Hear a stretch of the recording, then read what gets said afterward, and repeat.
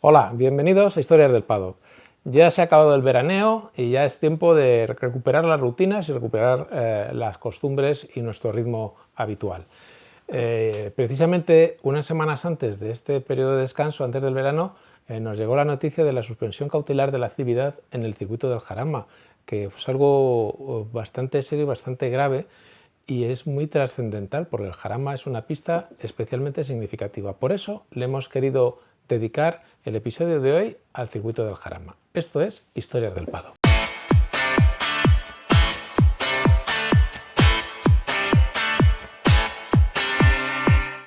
Nos sorprendió esa noticia de un juzgado que suspendía la actividad del circuito del Jarama porque carecía de la correspondiente licencia administrativa, una licencia que en su momento se debió otorgar por silencio administrativo, es decir, que no contestó la administración a la solicitud de la titularidad, y como no hubo respuesta, se da por hecho que el silencio administrativo es la concesión de la licencia. Pues las quejas de un grupo de vecinos de las urbanizaciones que están alrededor del circuito, que han crecido después de la construcción del circuito, muchísimos años después, que protestan por el ruido y por la actividad que se desarrolla allí, que se generan molestias para el vecindario, al parecer, pues pusieron en marcha unas quejas que han llegado hasta los juzgados y nos hemos encontrado con esto.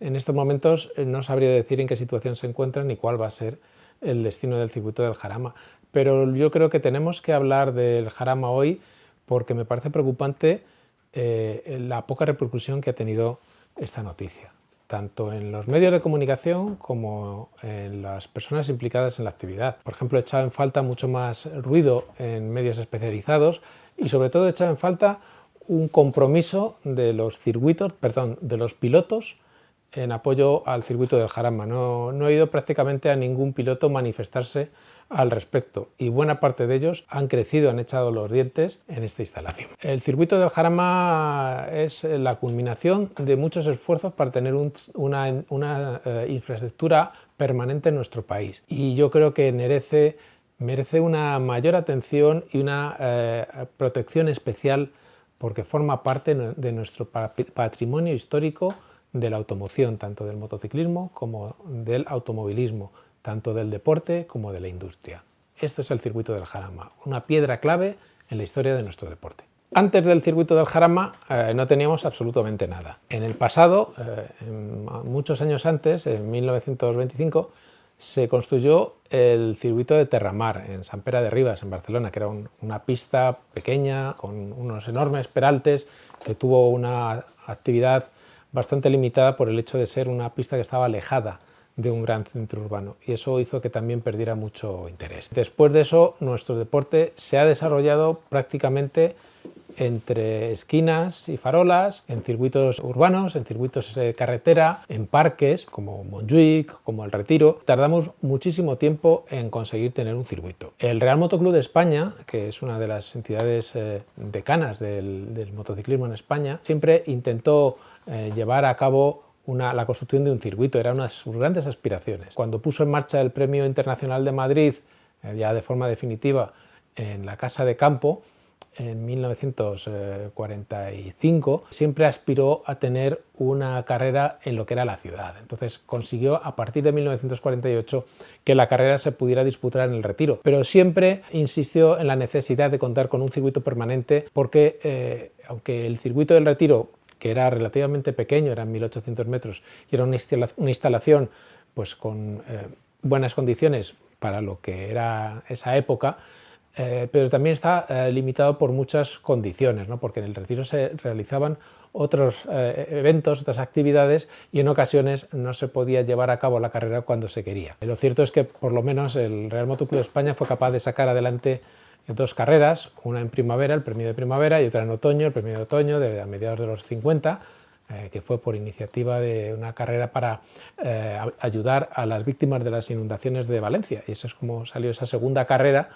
que nació en ese momento para ese evento concreto, para esa ayuda concreta, pero luego ya se quedó en el calendario. El Real Motoclub siguió buscando terrenos donde poder hacer un circuito y se planteó hacerlo en la Casa de Campo, cerca del Cerro Garavitas. Se diseñó una pista e incluso se construyó una pequeña maqueta para presentárselo a las grandes autoridades de la época confiando en que pudieran contar con su respaldo. De hecho, el presidente del Real Motoclub en aquel momento, que era Luis Soriano, que más adelante sería presidente de la Federación Española, tenía una estrecha vinculación con las autoridades del régimen y acudió al Pardo a presentarle ese proyecto al general Franco, que, como podéis ver en la foto, mostró un enorme interés por esa maqueta que le enseñaba Luis Soriano. Esos intentos por seguir construyendo o para conseguir sacar adelante una pista, se intentó en ese proyecto de la Casa de Campo, no pudo ser.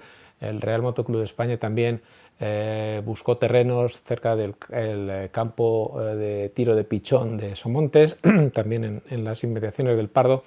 Tampoco fue viable, y al mismo tiempo el Real Automóvil Club de España, que sí que era el club decano de la automoción en nuestro país, había comprado unos terrenos en San Sebastián de los Reyes, en el término municipal de San Sebastián de los Reyes, en la zona conocida como Venta de la Pesadilla, donde pensaba construir un club social, una pequeña urbanización, una zona deportiva y un circuito.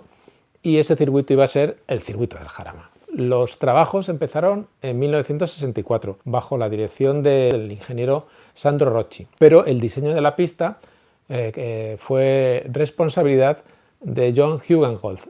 Este ingeniero, autor también de otras pistas como Suzuka, que para mí es el circuito de los circuitos, o Zandvoort, que hoy en día se ha renovado y se ha repuesto de actualidad de nuevo a raíz de la fiebre naranja de Max Verstappen, pues John Hugenholtz desarrolló un trazado bastante interesante, muy técnico, aprovechando la orografía del terreno con unas subidas y unas bajadas que le daba un realce importante a la pista. Tras diferentes contratiempos se retrasaron un poco las obras desde su comienzo y finalmente en julio de 1967 la pista del Jarama se pudo inaugurar, como veis, con toda la parafernalia de la época, con todas las autoridades, las máximas autoridades de la época, y así se puso en marcha este pequeño trazado que tenía solamente 3.404 metros de longitud. Posteriormente, en 1980, sufriría una ligera modificación en la zona de la bajada de Bugatti y pasó a tener solo 3.312 metros. Inaugurada la pista, como decimos, en el 67, en la primera carrera del Jarama de motos sería al año siguiente, porque en 1967, el 8 de octubre del 67, se disputó por última vez el Gran Premio, el Premio Internacional de Otoño, en el Circuito del Retiro. En ese momento, una carrera que ganó Santiago Herrero, por cierto. Ese momento fue el que marca la desconexión entre la ciudad y el motociclismo, porque había un gran arraigo en la ciudad de Madrid con las competiciones motociclistas, a raíz de la intensa actividad del Real Motoclub de España. No volveremos a tener ya más carreras de rango internacional en Madrid. En 1973 el Real Motoclub de España tuvo que hacer su carrera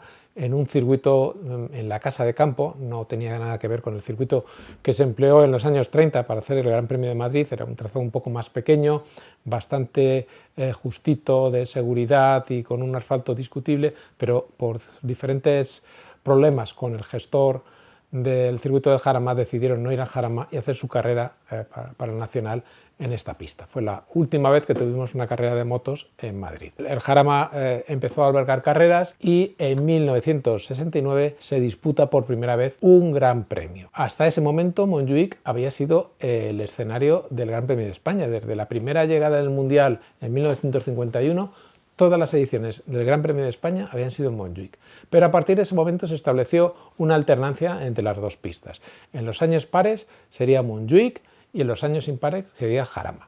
Así que el 4 de mayo de 1969 se disputa el Gran Premio de España en el Jarama y fue un absoluto fracaso de espectadores. Fue un fin de semana desapacible, con lluvia, y eso desanimó muchísimo a la afición madrileña, porque entre la distancia, que ahora parece que las distancias no son nada para nosotros, pero a finales de los años 60 hacerse 20 y tantos kilómetros para irte fuera de la ciudad hasta el circuito del Jarama, pues tenía lo suyo. La distancia desanimó, el mal tiempo terminó de desanimar del todo y solo 6.000 personas fueron testigos de la victoria, de la primera victoria en el Mundial de Santiago Herrero, lo que le convertía en líder del campeonato. Justo un año antes, Salvador Cañellas había ganado por primera vez un Gran Premio. Era el primer español que ganó un Gran Premio al imponerse en Montjuic con su Bultaco 125. Teníamos a Ángel Nieto como uno de los pilotos punteros en la categoría de 50. Es decir, que teníamos una generación de pilotos que se empezaba a asomar al Mundial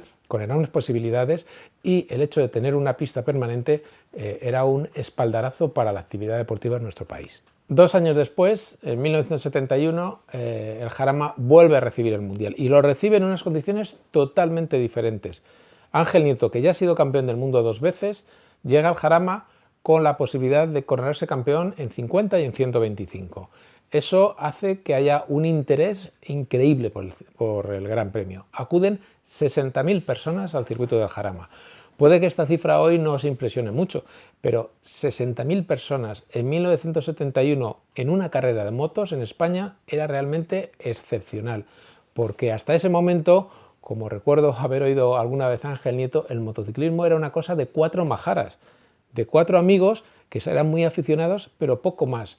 El motociclismo no salía en los telediarios, no salía en los diarios de información general, tenía sus revistas especializadas con una tirada y un ámbito muy pequeño, salía en algunas secciones en los deportivos, en los deportivos de Madrid, de Barcelona, pero poco más. En cambio, gracias a Ángel Nieto y a ese evento que se tiene lugar en 1971, el motociclismo entra en la mesa camilla de las familias españolas y llega a todos los ámbitos de nuestra sociedad. Ese día Ángel Nieto, como bien sabréis, se cayó en la primera vuelta de 50, tuvo una pequeña lesión. Eso desanimó a mucha gente que empezó a irse, pero Ángel Nieto tuvo que subirse a la torre de control y hablar por megafonía para decir: oye, que estoy bien, no os vayáis, que todavía queda la carrera de 125 y voy a ganar. Y eso es lo que hizo Ángel, con toda su picardía, con todo su talento.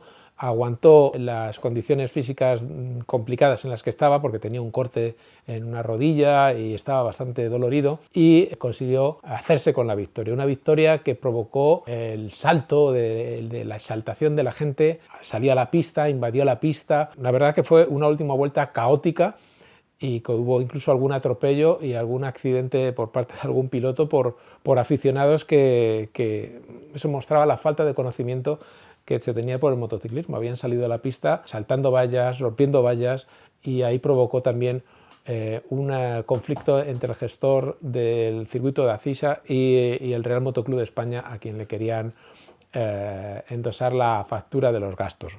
Bueno, eso es otra historia. Bueno, ese año, esa victoria, esa carrera de 1971 empujó definitivamente al motociclismo español, y a partir de ese momento el seguimiento de nuestro deporte fue cada vez mayor. Montjuic y Jarama siguieron alternándose hasta 1976, que fue la última edición del Gran Premio en Barcelona. Montjuic ya estaba al límite de la seguridad. 2 años antes, en la edición de 1974, se produjo el atropello mortal de un bombero, Salvador Font, que estaba asignado a uno de los puestos de la carrera, que entró a la pista a retirar unas piezas sin percatarse que unas piezas de un accidente, de una caída que se había producido anteriormente, los restos de una moto que había por la pista. Se adentró sin asegurarse de que no viniera nadie y fue arrollado por Takazumi Katayama, y, como decimos, el infortunado bombero falleció.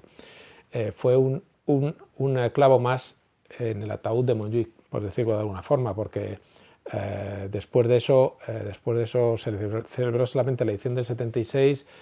Montjuic, como otras pistas del calendario, a partir de 1977 se hizo una renovación de los trazados, y algunos quedaron excluidos del Mundial, y desde 1977 el Jarama se encargó siempre de albergar tanto el Mundial de Velocidad como el Mundial de Fórmula 750, Mundial de 750, durante varias ediciones. Jerez se mantuvo como escenario del Gran Premio de España hasta 1986, porque al año siguiente ese honor ya recaería en otra pista que se había inaugurado un año antes. En el 85 vio la luz el segundo gran circuito permanente de nuestro país, Jerez. Jerez Era una pista moderna, actual, con mejores medidas de seguridad y fue alternándose 2 años más con Jarama como escenario del Gran Premio de España. En el 87 fue Jerez el que ocupó ese lugar y en el Jarama se disputó el Gran Premio de Portugal y al año siguiente el Gran Premio de España fue al Jarama y en Jerez una semana después se disputó el Gran Premio Expo 92. Pero después de eso Jarama salió del calendario. Jarama necesitaba una reforma porque el reglamento FIN exigía un mínimo de 3.500 metros para que una pista fuera escenario de un mundial. Y como decimos, en 1980 un ajuste en el trazado dejó el Jarama en 3.312. En 1990, en ese invierno, se acometió una reforma en la pista madrileña, se extendió la recta de meta, se alargó ese tramo inicial y posteriormente en la zona alta del circuito, en los terrenos que ocupaban la redonda, la ciega, esas dos curvas del fondo, también se amplió hacia la denominada zona de la hípica y se amplió la pista permitiendo que alcanzara los 3.850 metros, con lo que cumplía el reglamento FIN y cumplía la homologación para poder ser escenario de un gran premio. Pero inicialmente Jarama se había quedado ya fuera del calendario del Mundial.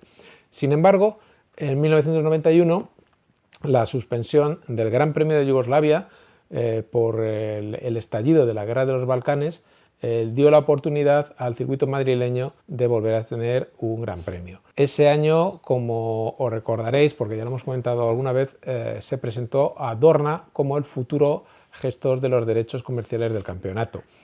Y era una situación un poco incómoda, pero con gran habilidad Dorna supo manejar la situación y ofrecerse para organizar ese gran premio que no se podía hacer en Rijeka, en el circuito yugoslavo de Rijeka, para hacerlo en Madrid, en el circuito del Jarama. Le ofreció la posibilidad a Flamini Group, que era el promotor de la carrera de Yugoslavia, de hacer la carrera en el Jarama, y entonces esas tres partes que colaboraron, por un lado Dorna, por otra Flamini y por otra IRTA, sacaron adelante el Gran Premio de Europa de 1991, que fue un éxito absoluto. Eso permitió que el Jarama siguiera estando vigente en el calendario, pero ya para entonces, en 1992, aparte de Jerez, se incorpora el circuito de Cataluña, Montmeló, como otro nuevo escenario del Mundial. Entonces parecía que Jarama se quedaba fuera de juego, pero en 1993 vuelve a formar parte del calendario bajo la denominación de Gran Premio FIN. Esa sería la penúltima carrera del Jarama. Estuvo unos años apartado del calendario del Mundial y en 1998, por el apoyo de la Comunidad de Madrid, se puso en marcha el Gran Premio Comunidad de Madrid como una prueba fija en el calendario. En esa edición no entró, como había sucedido antes, en sustitución de otras pistas. Esa vez Jarama sí que fue un Gran Premio 100% programado en el calendario y resultó todo un éxito. Sin embargo, después de eso, pues no ha habido posibilidades. La pista necesitaba cierta renovación para cumplir los estándares del Campeonato del Mundo, para cumplir los estándares de MotoGP. Ha sido siendo un centro de actividad, de competiciones nacionales, competiciones territoriales, presentaciones, pruebas de todo tipo, y en torno al circuito ha ido creciendo una constante especulación urbanística que ha llevado a la construcción de numerosas urbanizaciones hasta el punto que el circuito ha quedado totalmente sitiado por edificios, por viviendas. Y estas viviendas son las que protestan por el ruido, por las molestias, por lo que sucede en el Jarama, algo que venía sucediendo desde hace ya más de 50 años. Pero bueno, habrá que ver en qué queda todo esto y cuál es el futuro que le espera al Jarama. ¿Y por qué sucede esto? Yo creo que hay una explicación muy clara. Este país no tiene cultura del motor. Por mucho que creamos que somos una gran afición y la mejor afición del mundo y todas esas sandeces que a veces se dicen, aquí nunca ha habido cultura motociclista, nunca ha habido cultura del motor, y eso se pone de manifiesto con esta situación, por lo que digo, no ha pasado absolutamente nada. El Jarama está al borde del cierre, se va a clausurar un escenario histórico que creo que requiere una especial protección y un interés por parte de todos, y no pasa absolutamente nada.